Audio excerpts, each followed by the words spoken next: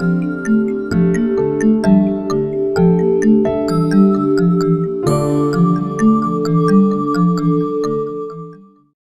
was this interviewer asked Mother Teresa, when you talk to God, what does he say? And she said, he listens. And they said, and what do you say? And she said, I listen. And I feel like that's ultimately the core, the heart of prayer is that. I love that. And I think that yes, there is, of course, you know, if you have a need, then ask for it, just like you would ask a good parent for what you need. But the relationship isn't about that. The the asking comes out of a relationship that's already there. Right, exactly. Or sort of like if you know somebody completely loves you and they have only your best interest in mind, like when you ask for something, you know that they will either do that thing for you, and they will do it either in a way that you expected or in a way that's even better. Yeah. But the relationship isn't dependent on whether or not they do it.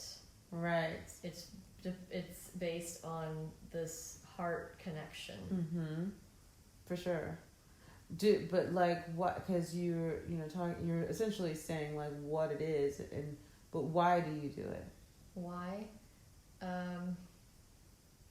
I mean, sorry to have to quote somebody again, but I like just certain people's quotes. Just I'm like, oh, that exactly sums it up. There's a C.S. Lewis quote that says, "Why do I pray? It's like because I can't help but pray. It just flows out of me all the time." And it's like I know so much of my. I know that in the world we live in, everybody wants to think they're so independent and they don't need any help or any force greater. But for me, it's like I know my need of God every minute of the day. I know how utterly lost I am without Him. I know how I know times in my life where where that prayer was the only thing keeping me alive. Right. And I still feel that way, even though I'm not now in that kind of desperation. But that's the thing is I think sometimes when we get past those times of desperation, we forget that we still need God just as much. Right. When it's not like that. Exactly. And so for me, it's like I know my utter need of his presence, his intervention in my life, but again, because it's a relationship, it's like just always wanting to be in the presence of the one you love. Yeah. You know. I wonder at the same time, because it's like I was just thinking as you were sharing that, everybody has these moments where they, at least how we express it and what we say is like, oh, I was just talking to myself. But it's just interesting how that is just kind of like a natural thing, when you just kind of like mutter things under your breath and you talk and stuff like that. And it's just kind of like, it almost makes me wonder if that is like kind of a natural way for us to communicate with God without us realizing it. I was just thinking about that in that just moment. It's just kind of like, because we were created to commune with Him, you know what I mean? To have communion with Him. And it's just like, and of course, I mean, obviously when you don't necessarily have that relationship, it's hard for one to agree with that, but that still doesn't like mean that wasn't the reason, in terms of like the why we were created. There are just so many things, like in terms of why I pray. I pray a lot of the times because I'm curious. I'm so curious about God, even now. Like, I have this thing now where I have this book where I wrote down some questions for Him that I don't know when and or if I'll ever get an answer while I'm on the earth. But I'm just curious to know. Like, I want to learn and know more about Him. And so, of course, there's the whole, like, oh, I need help with something or whatever. But then there's, like, something simple. Like I told you already, like I really want to hear him laugh. And so just to be able to kind of sit still for a bit and just wait on him, just to see if I can hear him laugh. I know it just sounds so crazy, but I pray because I'm curious. I want to know.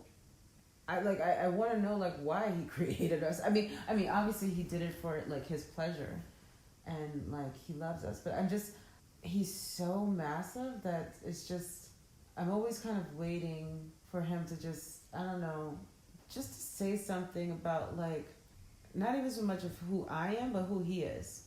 Like I get so excited when I hear messages, or just like whenever like scripture is quoted about just how there is no other beside me, there is no other, there's no one. And that just makes me go, yo, that's like my Father. It just makes me so excited. It's so, no one can compare. No one. This is probably even just going off topic, sorry. It's just like, I just have like these moments where I'm just like, but yes, essentially why I pray is I'm curious, and I just want to go deeper and just kind of find out more. I usually go off topic, sorry. No, why was that off topic? I don't know, I feel like I usually go off on tangents. No. I was thinking too, like, I think the word pray kind of is sort of almost like a barrier for some people, because it's often associated with like real piousness and having to, do certain things as if to like win the approval of someone, of a greater someone, rather than it being about a relationship, a love affair. And I think like for me, I'm just obsessed with creation, with nature, and everywhere I look, I feel like everywhere I look, it's like he's just wooing me. Yeah. Everywhere I look, there's so much beauty. It's like it would be like if you're with you're married, or you're with somebody and you're in love, and this person has like laid out all kinds of romantic things for you everywhere you go, little like surprises. And I really feel like that's why it's one of the reasons that Jesus said like, blessed are those who have ears to hear and eyes to see, because I feel like if your eyes are open and you're full of wonder, you see every little thing, the detail, whether it's leaves on like everything, our own skin, like our own bodies are just these works of art. Everything is art everywhere we look, girl. And it just makes me that like it just puts me in, I'm just mesmerized, in awe that there's a God who, I just, it's hard for me to think that there would not be a most beautiful being behind all this beauty. That's the thing. It's like, there was something, I was at a party just a couple days ago, and you know how sometimes you know things, but when it's said out loud, you get revelation. Sometimes revelation is when it's like, aha! Yeah, right. Epiphany. So we were outside. A couple of us like sitting outside talking, and it was really early in the morning, and there were a few of us outside, but for the most part, it wasn't. It's kind of quiet amongst us all, right? And we could hear the birds chirping, and they were like singing, and it was so loud. It almost sounded like a joke. It seemed like like somebody pressed play on a recorder or whatever, or press play, and it just seemed like a soundtrack that was overdone, right? It was just kind of like, is that real? Is that for real?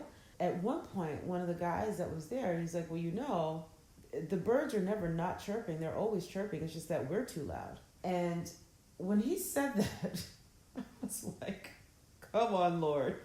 That was just such revelation, because it's kind of like, God is always talking. But it's kind of like, are we listening? This moment of like, oh my gosh, just listening and hearing the sound. It was so loud. It sounded like a joke, but it was beautiful. It was so beautiful. And then I was like thinking, Lord, this is your creation. Like sonically, like there are sounds that the Lord has even created through animals that are essentially giving him glory. And in the midst of doing that, they also delight us. I mean, because when I was listening to this, I'm like, this is absolutely insane. It made me want to laugh, because I'm like, this doesn't even sound real. But it's because we're not taking the time to actually listen. Listening is very important.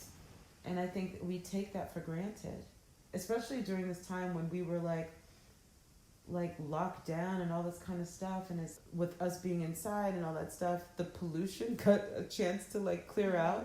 Yep. And like the skies were opened up. What were you saying? You were even saying something about the animals or the birds or whatever.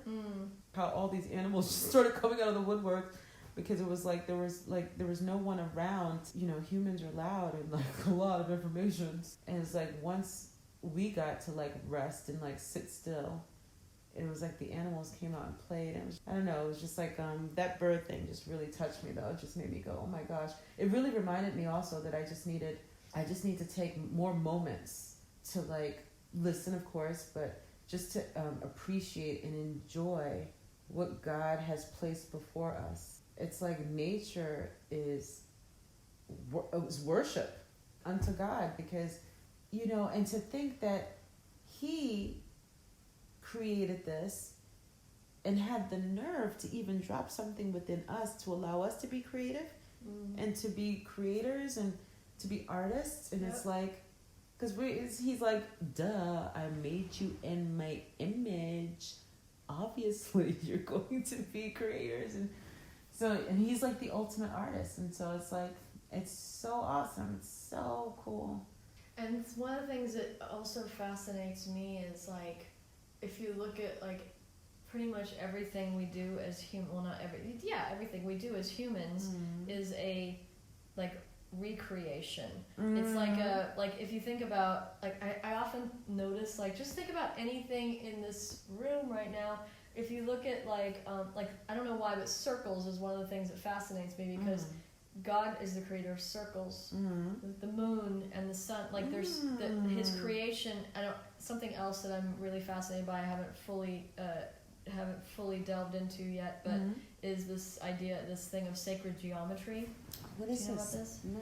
Where it's like that within all of creation there are these patterns that are geometrical patterns that are throughout everything in creation. That like over and over and over and over, whether it's leaves or trees or the ground, earth, like all these things have these geometrical patterns in them that are clearly the indicator of a greater force. Wow. That has created everything. But anyway, just this, I'm just like, you know, like we only know to make circles because we see them in creation. Like, I don't know, I'm just looking at even these electrical plugs, they're circles. Like if you look at, there's so many things that are circles. Yeah. And I don't know, and also the fact that circle is infinity. Yeah. There's just so much, and everything is just laced with. It's like everything is just screaming out that there's something behind this. Yeah. Like I even like these situations. Oh my gosh, it was something, I have to like look this up. But when I was hanging out with friends, they said something like, they just recently, gosh, I have to look this up because I'm probably going to mess up by saying exactly what they said. But it was like they just recently discovered like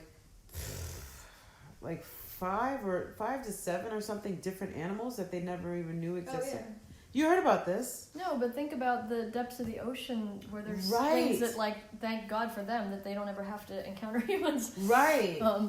You know what I mean? Because And the thing I find so cool about that is just like even when you're in a situation where there is like a nook or cranny or something within the forest where there's a flower that you can't see that's grown, and it's like, but it can't be seen by anyone. What was the purpose of having that?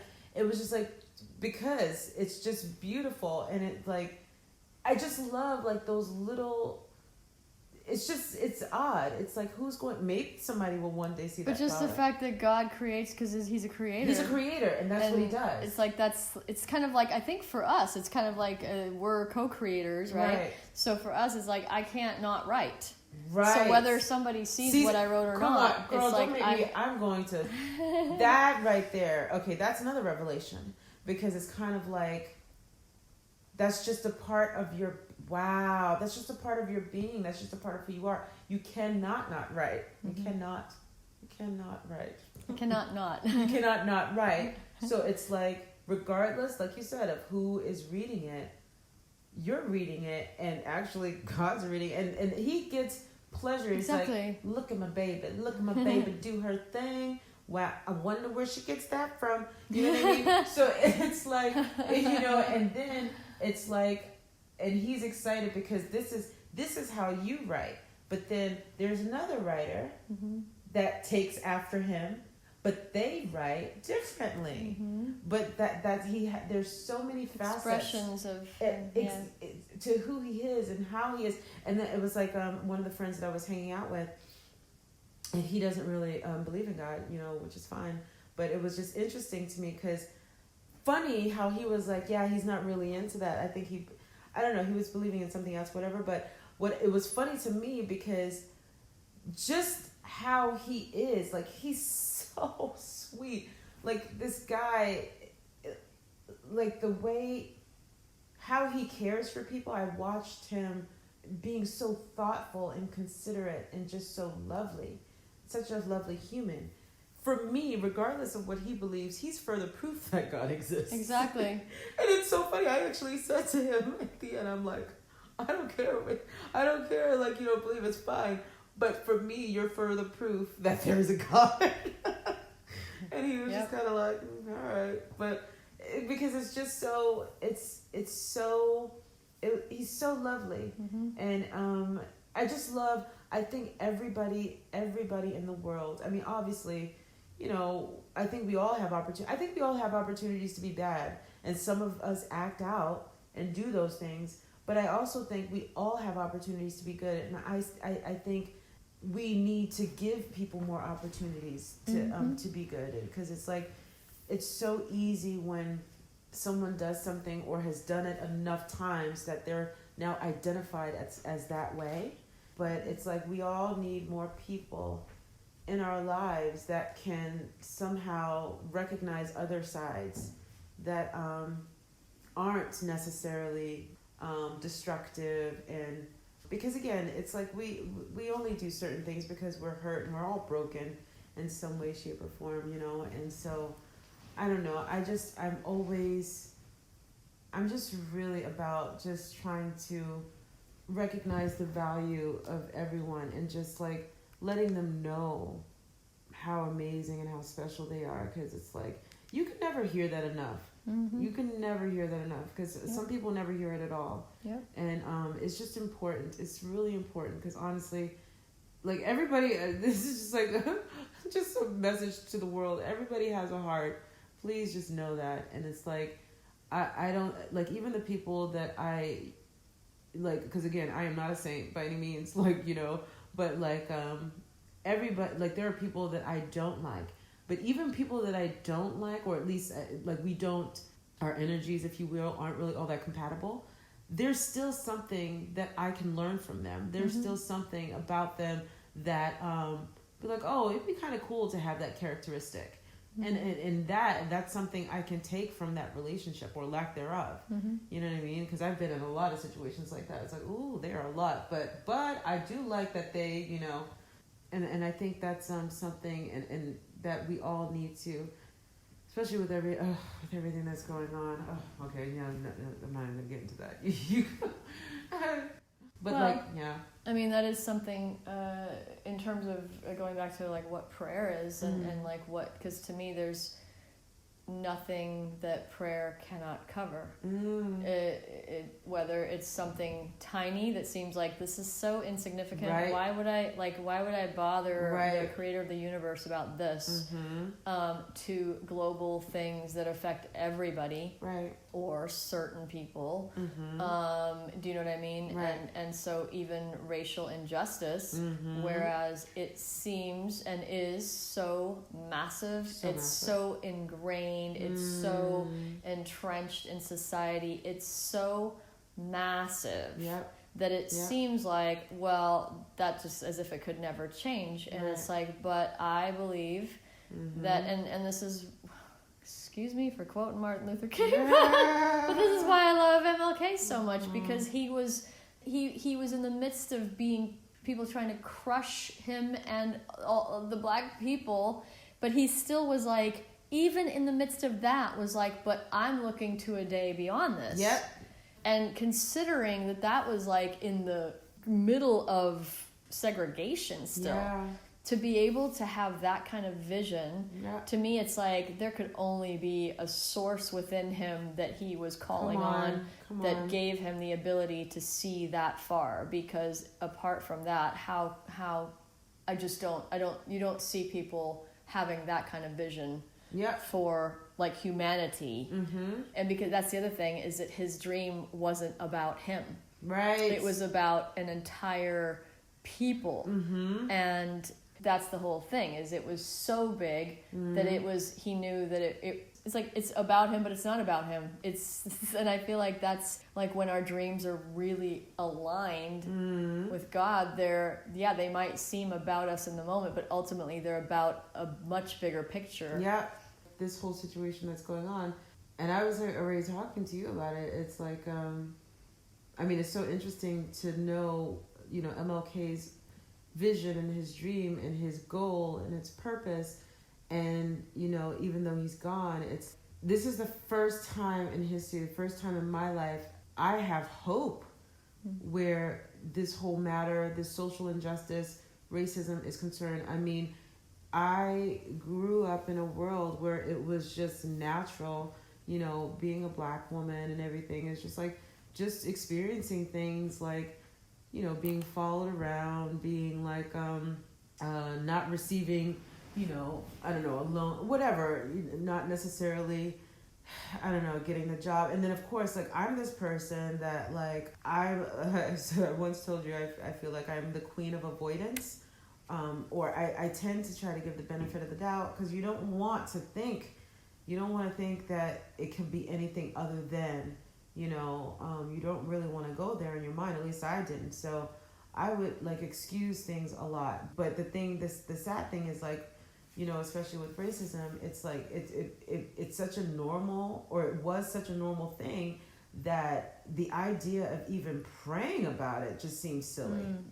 It's so evil and so just so destructive that, again, it's just like, it's just too big. I mean, like, yeah, I know God can handle all things, but racism, and so of course, like, the sadness and the anger that came from, like, I'll say the recorded death of George Floyd, because, there have been so many other incidences that just, we didn't get to see, just seeing that, it's like the thing that, for that to happen, and then for such a movement to come out of it, and like the protests, and like, people, one of the things I really have appreciated about this whole thing are the conversations that parents are being forced to have with their children.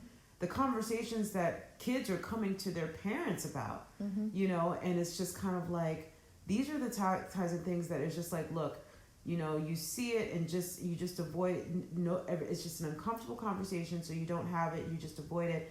And now we're all being forced to discuss it, and it's like, for the first time in my life, I see a shift is happening.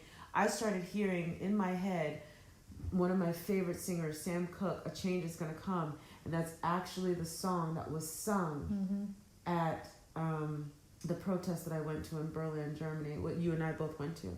And to hear that song, I'm like, come on, Jesus. That was confirmation. Like, I'm not one that's like, oh, everything is cotton candy, rainbows, and unicorns. I know it's going to take some time. But the fact that we can even say, like, I can legitimately say, oh, well, it's going to be taking some time, but there's actually some time to be taken. Like, there's a shift. There's something happening, there's movement, and it's because we are all coming together. or at least a vast majority of us are coming together, Black, white, Asian, all the colors. And it's so important because one of the things I heard one of the protesters was saying, he said, we need to work together. We need to come together. He said, because you know what? If you have a dream and you can do it by yourself, it's not big enough. Oh, yeah. And when he said that, I was like, okay. Another friend of mine, her son, said something, I wish that there was like a common enemy so that we can get over this whole racism thing. Like maybe if aliens were to come about and then we can all come together as a people and fight against the aliens. And the thing is, we all do have a common enemy. And once we recognize that, and we're going there. The common enemy is the devil. That's the common enemy. But it's like, and if once we kind of like realize that, we can all come together. Because at the end of the day, everything is about love. And this is probably where it's like cotton candy and unicorns and rainbows. But honestly... But it's not, because there's nothing cotton candy about love, because love requires that you put aside you for the sake of another, and you see what is good and noble and beautiful in others, rather than that. Like, so love, even though people try to make it has been sort of made out to be like it's just about... It's like actual love looks like Jesus. Right. Actual love looks like Martin Luther King. Yeah. Like people, like if the willingness to self-sacrifice or to give. But not just that, but I was just thinking, I mean, if there's anyone who thinks that, I don't think most people think this actually, but if there were somebody who thinks that, it's kind of like a pansy thing to do to follow God or follow Christ. It's like, but Jesus said to love your enemies. Yeah. Like, if you've ever tried to do that, trust me, you know what? Listen, you can't do it on your own. Let me tell you, and that's the thing. It's kind of like that. The stuff that Jesus was saying and preaching, it's hard. Yeah, it's hard to do. But you know what? It's also worth it, because once you get to a point where you're able to do some of these things, like loving your enemies, it's difficult.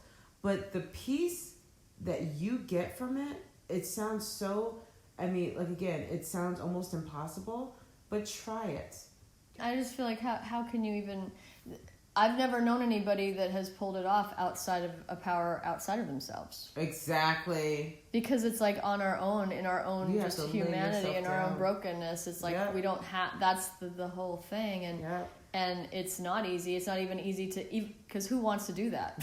Nobody. And the only way to want to do it is be like, okay, I need help even wanting to do that. I don't want to do it. I need help doing it whether I want to do it or not.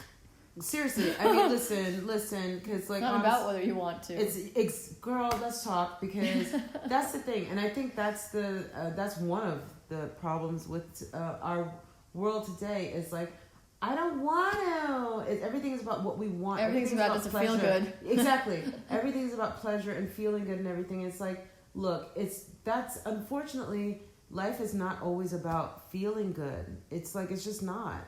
It's like, there are just things that have to be done for the greater good, for the most part. Like, I always like say things to people like, here's the thing. I've never been in love, like in terms of like with a person outside of God, right?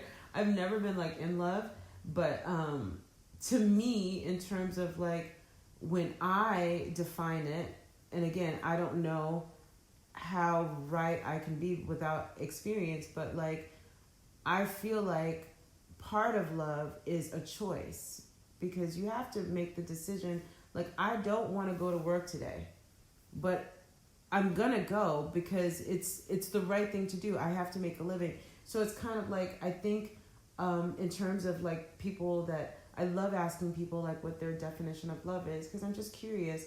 And oftentimes, people immediately go towards the romantic love, which is fine, whatever. But it's just even when they define it, and again, I never say I'm never saying, oh, that's wrong, because how do I say that, But I always find it interesting, because everybody always, for the most part, describes it in a very emotional way. Like, oh, I get you can't stop thinking about the person. I get like butterflies in my stomach, and my hands get all sweaty, and I'm thinking, well, I've had that. I've had those things, but like, is that love? Because like, the thing is with that stuff, it's like, I'm talking about something that's everlasting. I'm talking about something that like is not temporal. And like, cause usually the thing that I've always been confused about is how does one, I'm not saying I'm not saying it's not possible, but I've always questioned, how does one fall out of love? How does that happen? You know, because it's like, was it love to begin with? Again, not saying that it's not possible, whatever. It's just a curiosity that I have, and it's coming from a place of never having been. But we're talking now in terms of romantic love. But like in terms of like, you know, the love that I have for God, it's like, I love him because he loved me first. And the way he loved me, there's absolutely nothing I can say and or do that's going to change how he feels about me. And that in and of itself is mind-boggling. That is so mind-boggling, because it's just like, because I'm thinking on a human level. Yep. I'm thinking on like, well, because I know when that person does this to me, I don't got no love for them. You know what I mean? It's just like, you know, but it's just like for him, it's not about that. It's just, it's based on who he is, not on who we are. Come on. And that's the thing. And it's like, and to love with that kind of love, it's hard, but it's worth it, because it's like, it's freeing to have that kind of love. It's so freeing. Yeah, and even when you're saying about love, I was just thinking how we were talking about creation and nature, and how that's just like God creates because he's a creator, but God loves because he's a lover, and that is who he is. It's the whole, and God's entire character is love. That's why it's not. That's why it has nothing to do with the responsiveness or the behavior. You know, it's not that he doesn't want people to live lives that are, you know, also full of love, but not because that's what will make him love them. Right. He already loves them. It's just that he knows what is like what it brings peace to us as being in a place of love and goodness, not in a place of hatred and that's I think that's a huge problem with religion, like the idea of religion, because most religions it feels like you have to earn it. It's like, how many more things can I do in order for it to be accepted and to be like considered to be lovable, you know? And my gosh, how tiring is that? Yeah, and even not even, you know, like if you think about it, it's like, even if somebody doesn't consider themselves religious, right? It does seem like regardless of what people identify as spiritually, there's this need in people it just seems like somehow to show that like I'm okay. Or I'm acceptable and I'm like something that show everybody like, look, I did this. Right. And it's like, that's the thing though, is it's not about what I did. It's about what someone did through me. Yes. Or is doing through me, or has given me. And that's, I think, where the focus is different, where it's like the focus isn't on us. It's on giving that focus of the strength and everything elsewhere. Girl, this is the thing. I mean, like, at the end of the day, it's everybody that I encounter, or at least this is something I try to do, people that I encounter, new people, as well as, like, my current friends, I am always trying to hear and see them through God's eyes.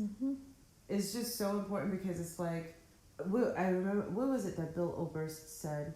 He was like, oh God, the comment about the other, the quote, it's like we're everybody. That we are the other. We are the other. I love that. Yeah, it's empathy. Yes, I love that so much, because it's like our experiences might be a little different, but we all experience pain in some way. You know, we all experience hurt, you know, and that is where we connect. That's where we should be connecting. Yep.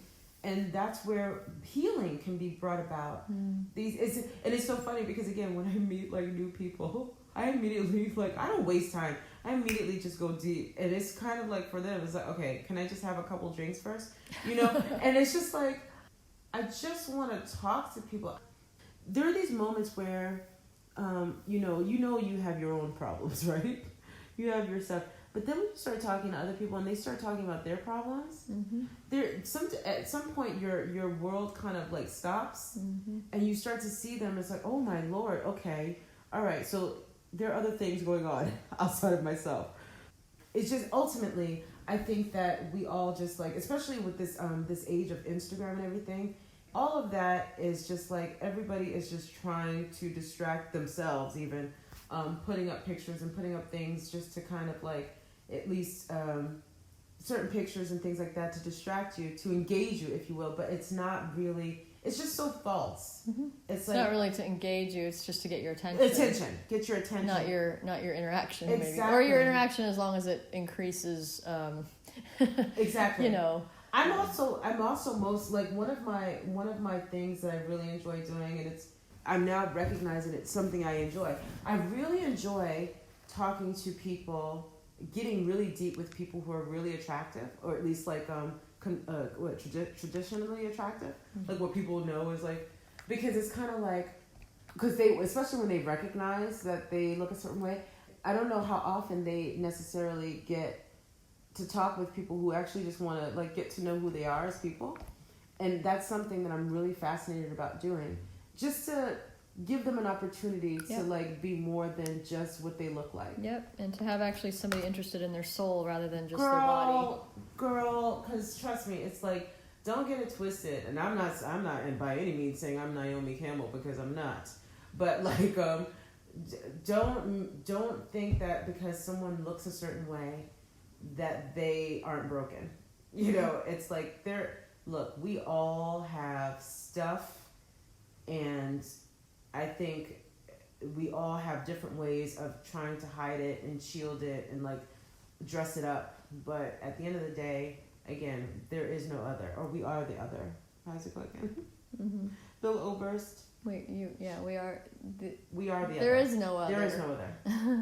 Shout out to Bill Oberst. Yay. Yeah, I really, really enjoyed that interview. Like, so deep, and like that, his heart really made me, I'm like, oh my gosh, I need to do some work on my own heart. Like, seriously, like, it's just so genuine and just so loving. Mm-hmm. So loving. Loving people are just, I mean, but again, I think we all obviously are capable of loving, but it's like, you know, some of us have been more hurt than others. But again, just that hurt is the common denominator where we can, like, you know, start somewhere. Yeah, you know. And that's did I say this to you the other day? Mm-hmm. I was talking about I started to and I hadn't finished, but I'll tell you more later. Mm-hmm. Anyway, no, but just the thing that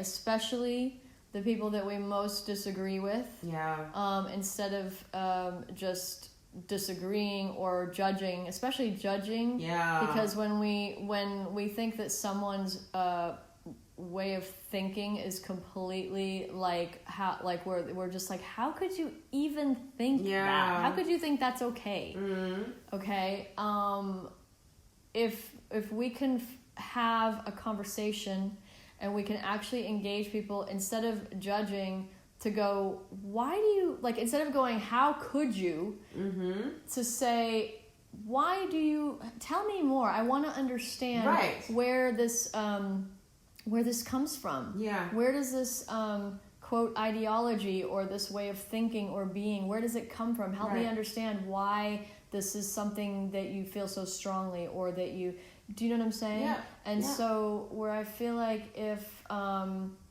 because I feel like ultimately if we can distill pretty much anything wrong in the world down to all the conflicts, all the things, is if people could have conversation rather than fighting that starts on a just shouting maybe, but then escalates and turns into violence, turns into war, but if people could talk and see each other's humanity and see, like, I'm talking like, think about the most extreme opposite end of whatever you believe, and go, I want to understand, though, how you arrived where you arrived at. Right. And if I can understand that I can see perhaps the wound it came from. Mm. Mm. Do you know what I'm saying? Right. Like, it's, and again, but when people have, like, especially people groups have wounded each other, it's like, where do you even begin? Because it's so pervasive. It's like it's taken over into the minds of, like, the consciousness of an entire like globe. Right. And but even then, I think, and this is why, I've talked about Louis Theroux, the British journalist, and he goes to the very people that nobody wants to talk to, that everybody hates or thinks are like gross or sick or crazy or evil. And he goes to those people and is like, I want to have a conversation because I want to understand. Right. And it's so amazing because you're like, you see, instead of seeing somebody as the enemy, you see them as a human being. Exactly. That person is you, or you could be that person. Yeah, if you've been born somewhere else with different... Exactly. It's so funny because it's like, it's how we are scared of each other's differences, but that's what should be celebrated. And it's like, it's so cool. Like, we need to get together and have a huge family reunion. Like, I mean, honestly, people, I'm just really, again, like, with regards to everything that's going now currently, again, it's like, again, I was like, I've been crying for the past couple weeks, and it was a lot of sadness, still a lot of sadness. But the hope, the light at the end of that tunnel, man, it's actually, like, I actually see it. Before, there was no light. There was no light. And now it's like, it just gives now people a chance to, like, think. Just to, like, stop doing certain things, and, like, conversations. Because a lot of stuff happens behind closed doors among your family. So it's like certain conversations that once upon a time were like normal, and just like, it's like, this is just the kind of things that we say, about other people. It's like, suddenly it's like, whoa, hold on, just to like stop and think. I'm like, wait, this is probably why, this is, and again, it seems so quote unquote minor, like, especially in terms of racism. I think obviously it's very good that this whole police brutality thing is being really, really, really brought to the forefront. I mean, this thing's been going on for so long, but I mean, obviously, I'm really happy that it's being brought. But here's the thing: it's like, I don't want people to get it twisted that police brutality is not the only form of racism.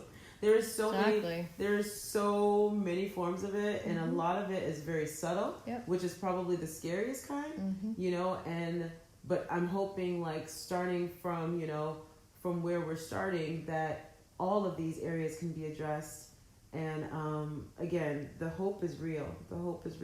I was thinking about earlier, you were saying how there was a time where you were like, that you wouldn't, it almost like was like something, it was almost, it's like, it's too big to even pray about it, because it just seems, and I was just thinking, just because we so believe in the power of prayer, that's like, but I'm just thinking that surely somewhere in this world, right, even if it was like one little group of people praying, there's been people praying, maybe, who knows, it's like, but that there's been people praying through on and on and on. People back when Martin Luther King, back before Martin Luther, back during when the slaves were brought to America, like on and on and on and on. There's been people praying, and then at some point, so I think somebody could say, well, yeah, but why did it take God so long? But at the same time, people are responsible too. But yeah, because exactly.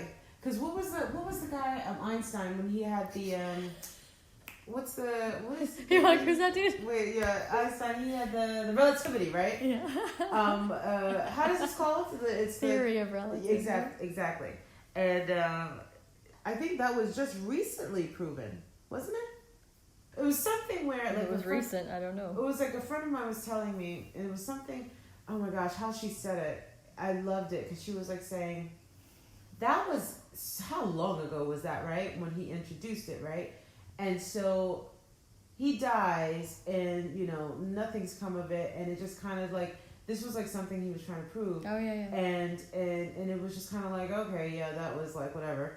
And now it was just like, forgive me if none of this is coming out correctly, but it's like, it was proven. The whole point of this whole story is like, at some point the prayer was answered. At some, it was like he put it out there. Yeah, it's like a seed planted and it came to fruition. And it's like, it just seems like, just like with this whole racism thing, yeah, whatever, it's just normal, this is how it is.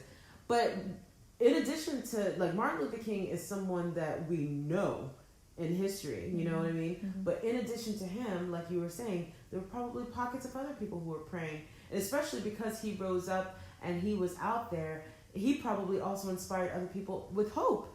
And they all of a sudden started to see a vision. I mean, look at all that's come after because of, you know, his run and everything.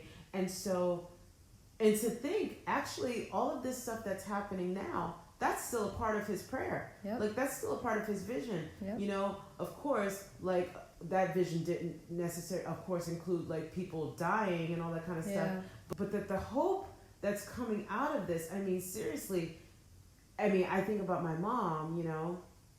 I've been thinking about her a lot lately, and especially during this time, you know, because my mom grew up in an age when, like, my mom picked cotton.